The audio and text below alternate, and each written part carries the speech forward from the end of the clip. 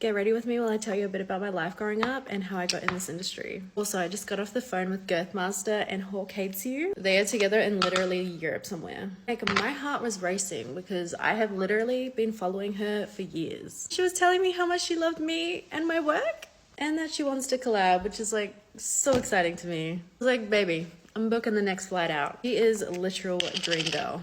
Can you imagine a me, her, and Girth collab? My heart would stop working. Anyway, back to life growing up. I'm a highly sensitive person. Cancers usually are. When it comes to other people's pain, I feel it. Which is like a blessing and a curse at the same time because, you know, I'm loving and caring, but also if I hear of like an animal or a child like going through pain, I can't handle it. I will literally think about it for days and just feel so sad and so much pain for them. I grew up in a small town in New Zealand and my early childhood was like pretty normal. New Zealand's a very chill place to grow up in. Like everyone's super laid back, down to earth. But my family never had a big understanding of like mental health and I definitely struggle with that. I always struggled with my identity growing up. Like I never knew what I wanted to be. I always felt sort of lost and never had strong mentors around me. Now I know I have ADHD, which looking back, like a lot of issues were because of that. And like ADHD wasn't really well known back then in New Zealand. It was kind of just like,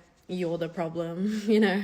Early teens, like 13, 14, things start to get a little rocky. Dated a guy who was much older than me. My parents, of course, tried to warn me, but my personality type, like if I have something that I want to do, I will do it and like no one's stopping me.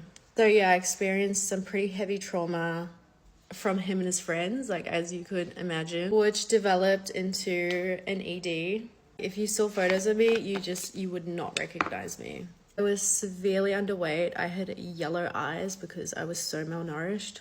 I developed this like fur on my face because my body was trying to protect me from being so thin. Lasted for a few years until I ended up having heart failure and going into hospital where they basically had to put me under the Mental Health Act. I literally had to learn to walk again. It was pretty bad. And I was still trying to secretly exercise in hospital. Like, it was just so sad. Literally takes over your whole life. You lose friendships, family, like I would not wish it upon anyone. Anyway, I stayed in hospital until I gained enough weight to like get sent into a eating disorder clinic. There's like 1 or 2 in the whole of New Zealand and this one was in Wellington. I stayed there for like 6 months to a year. I cannot remember. My memory is so bad. The clinic was amazing. Like I met so many beautiful girls there, but at the same time, like putting a bunch of girls with eating disorders together is very toxic. Like I learned some bad habits through that. But yeah, after I got out, like obviously, you know, I had gained weight and like everyone thinks that, oh, now that you've gained weight, like you're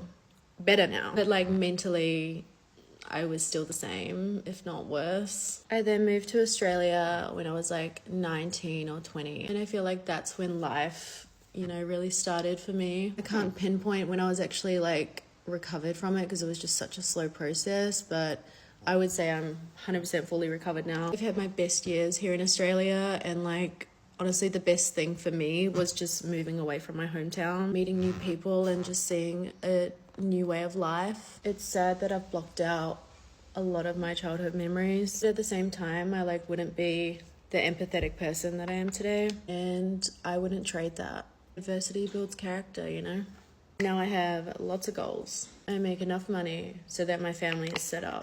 I love my family and my goals now are just, you know, making sure they're set up and everyone is safe and happy. I'm gonna have to do a part 2 on how I got in the industry.